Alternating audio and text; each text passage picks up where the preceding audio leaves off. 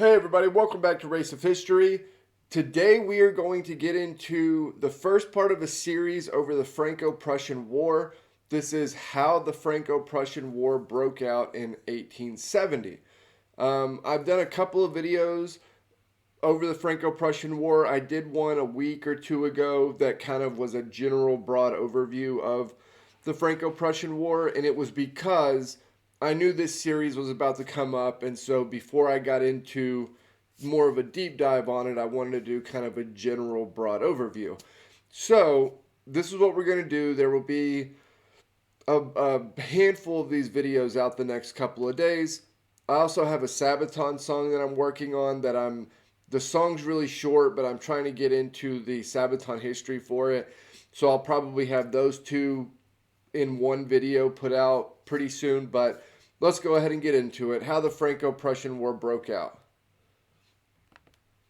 It's July 1870, and in Europe, there's been no great power war since 1815. But now, the growing rivalry between the French Empire and the German Kingdom of Prussia is set to explode, and all it will take is one telegram.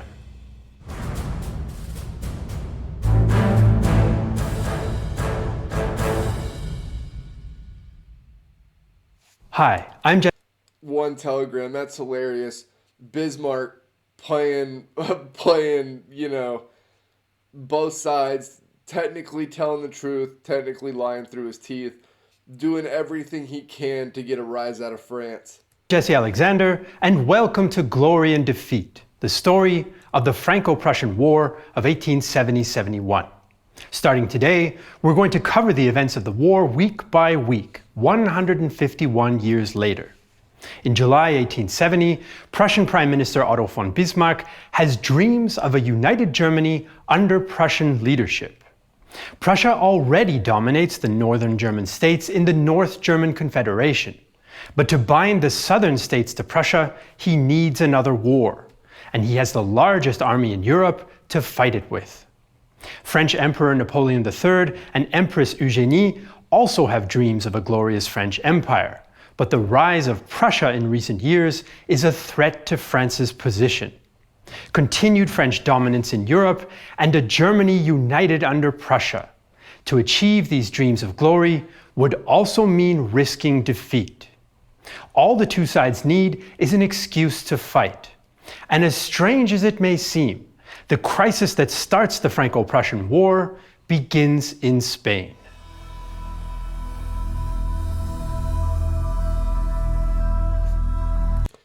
Yeah, so the issue here is France sees Prussia as a massive threat that just showed up on their doorstep.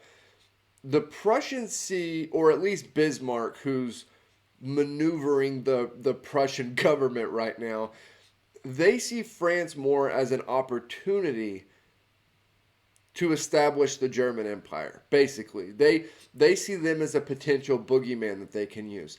However, neither the French nor the Prussians want to be seen as the aggressor in this upcoming conflict.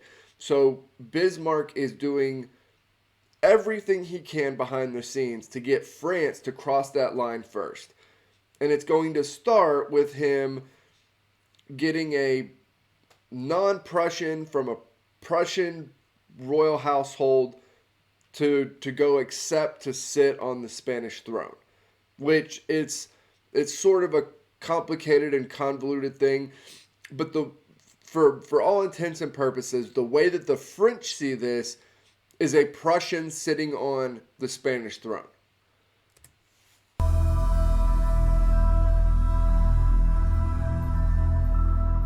The Spanish throne has been unoccupied since the 1868 revolution deposed Queen Isabella II. After much debate, the new Spanish government chose Leopold von Hohenzollern-Sigmaringen to be their new king. Leopold belongs to a branch of the Prussian ruling house of Hohenzollern, but he isn't a Prussian, and he only accepts the Spanish throne after 3 separate offers. Bismarck is delighted. But when the news arrives in Paris on July 3, 1870, it's so explosive, it's dubbed the Spanish Bomb. For Empress Eugénie, Prime Minister Émile Ollivier, and Foreign Minister the Duc de Gramont, it's unacceptable that the Prussian royal house might also rule Spain. Gramont, though, senses a win-win opportunity. He reasons that Prussia can be humiliated and forced to back down, or there will be a war which France will win. Gramont makes his case in a fiery speech to the French Parliament.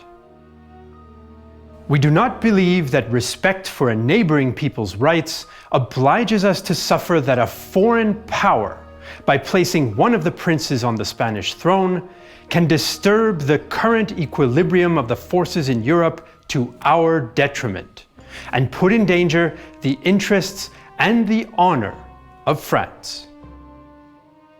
Gramont also sends Ambassador Count Vincent Benedetti to Bad Ems, where Prussian King Wilhelm I was spending his holiday.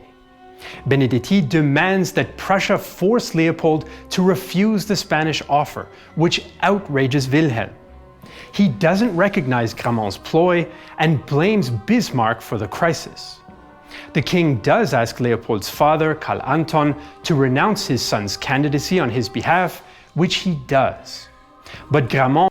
Well, and, you know, it wouldn't be a great prospect to be offered a crown that the country you're ruling has been in complete turmoil and deposed the last leader. So I can understand why it wouldn't be considered this like great opportunity for Leopold himself. But yeah, France doesn't really have a choice here. They're looking at this similarly to the French-Russian alliance going into World War I. The idea being, if a Prussian is sitting on the Spanish throne and Prussia is to the northeast of us, then we will essentially be surrounded. And so they see this as like an existential threat. But again, he doesn't really want to take the crown. Bismarck is really pushing and prodding this to happen. Again, Bismarck wants a war. He's doing everything he can to get France to cross that line into belligerency. And so this is all just political maneuvering from Bismarck. So when the king blames Bismarck for this, it's not totally not true. Bismarck is doing most of this behind the scenes. Is still not satisfied, and now insists on a declaration that no Hohenzollern will ever claim the Spanish throne again. On July 13th, in a serious breach of courtly protocol, Count Benedetti approaches King Wilhelm on the Spa promenade and relays the new demand. Wilhelm refuses to make the declaration and asks his advisor to inform Bismarck about the events in Bad Ems by telegram.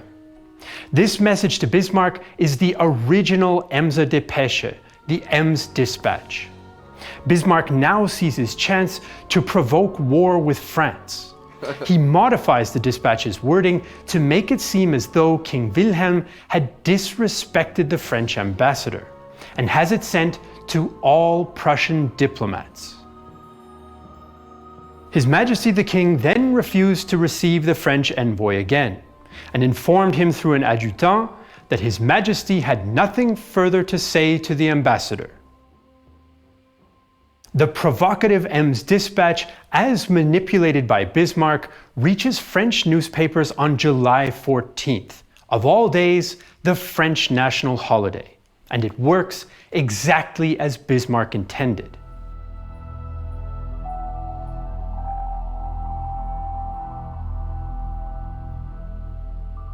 The Ems dispatch shocks the French government of Emperor Napoleon III. The Council of Ministers meets on the 14th, and Gramont is forced to justify the demands that he made of the Prussians, since the Council had never approved them. The ministers are divided, but eventually accept the Emperor's proposal for an international conference to resolve the crisis and avoid a war. But Empress Eugénie and War Minister Edmond Leboeuf then pressure Napoleon III to scrap the conference and mobilize the army, and he gives in. This is an informal declaration of war against Prussia. The next day, the French Parliament meets. After fierce debate, members resolve that war will be declared and vote for war credits. The mood amongst many Frenchmen was heated, as Private Serpollet describes. Everyone here is fired up. All are shouting, "Prussia! Prussia!" Yesterday the band played La Marseillaise. Everyone was jumping in spite of the 60 pounds we had on our backs. I wish you could be here when a new dispatch arrives. We don't hear each other. We all run to the weapons rack. We overturn the beds. We fight. We roll.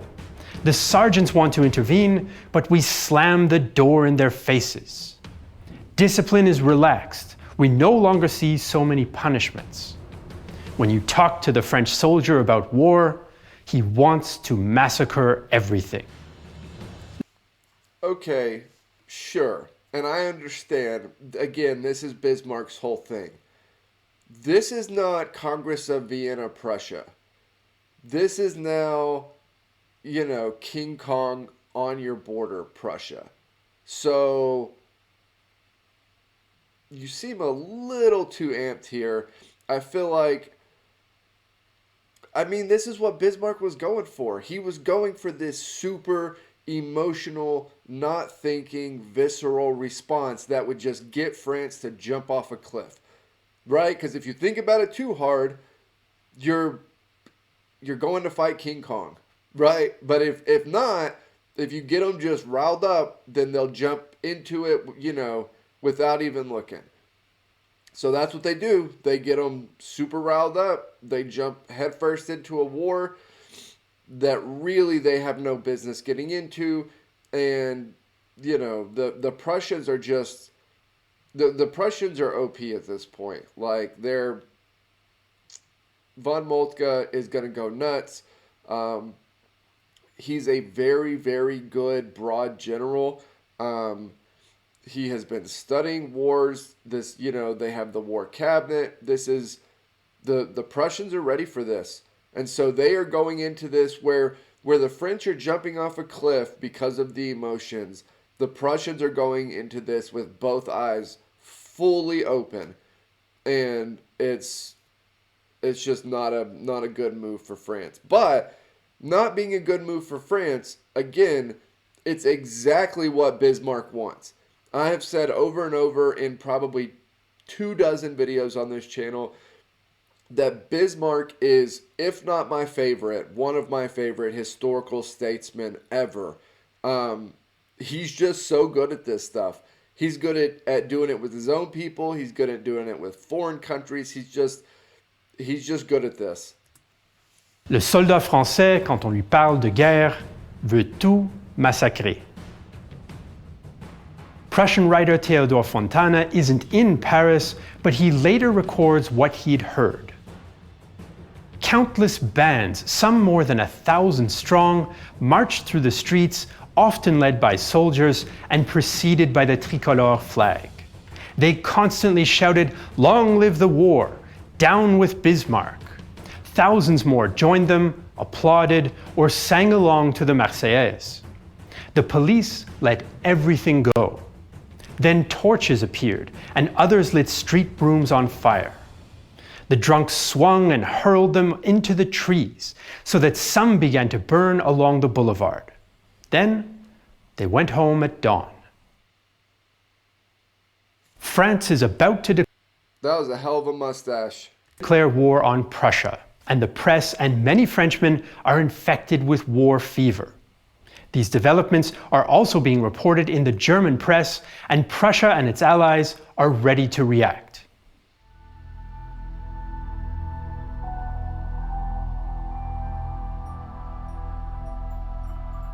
On the 15th, King Wilhelm I leaves Bad Ems to deal with the crisis from Berlin. Crowds of Berliners cheer his carriage from the station to his palace, and in the streets, thousands more sing patriotic songs like the Wacht am Rhein and the Preußenlied. The night of July 16th, Prussia and Bavaria mobilized their armies. On the 17th, in the Bavarian capital of Munich, 30,000 people gather to cheer King Ludwig II, and the state parliament meets on the 18th. The debate is lively. Some members support going to war under the defensive alliance with Prussia, while others want Bavaria to only maintain armed neutrality. Some Bavarian lawmakers oppose joining the war because they're worried about the safety of the Palatinate region, which borders France. Pastor and parliamentarian Anton Westermeier shares those fears. Die spanische Thronfolge habe mit Deutschland nichts zu schaffen. The Spanish throne question has nothing to do with Germany. It's merely a question of dynastic interests. Both sides made mistakes, and now peoples must bleed for the sensitivities of their princes. I do not want the Palatines to suffer the horrors of war. But if a thief gets into the neighbor's house, I must lock up my own house and cannot bring help to the neighbor. When the dust settles, Bavaria has voted for war, and King Ludwig telegraphs the decision to the Prussian king in Berlin. The southern kingdom of Württemberg is also less than enthusiastic. Its leaders fear the Prussification of the kingdom and endangering their good relations with neighboring France, but they mobilize anyway. The Grand Duchy of Baden also borders France, but has good relations with Prussia. If there's war, only Prussia can protect Baden, so the Grand Duchy mobilizes. Once the Grand Duchy of Hesse mobilizes, Prussian King Wilhelm I is now in command of an entire German army, and there is still no official declaration of war. This week, the famous Ems dispatch has given those who wanted war in France and in Prussia the honorable excuse that they need. The French War Party rallies around Empress Eugénie, who also wants to preserve the throne of her ailing husband for her son.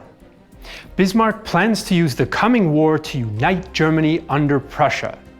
And unlike the failed revolution of 1848, Germany is to be created not by the people, but by princes and generals. In his eyes, North and South Germans are now marching together against their old enemy to create a new Prussian Empire. And again, this is a long time coming. This has been he's had this whole runway of stuff that he's been doing to get this to work, to the point where even the Northern German Confederation is a thing right now.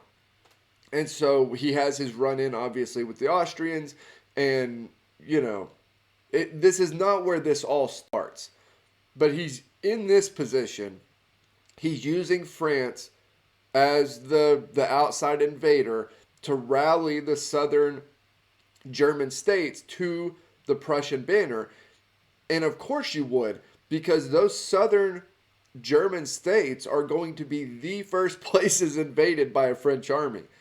And so it's a little bit easier to drag them under the Prussian banner and get them willingly to come over to the Prussian banner, because that's a huge deal to Bismarck. We cannot force them. They have to come willingly, or this new German empire is going to be constantly fighting each other. And it's going to be a bad relationship between what was the Prussian side of the empire and what was the other smaller German states. So they need to come over willingly. He uses France as that pressure to pull them over to the Prussian cause, and then you're going to have essentially a massive German army.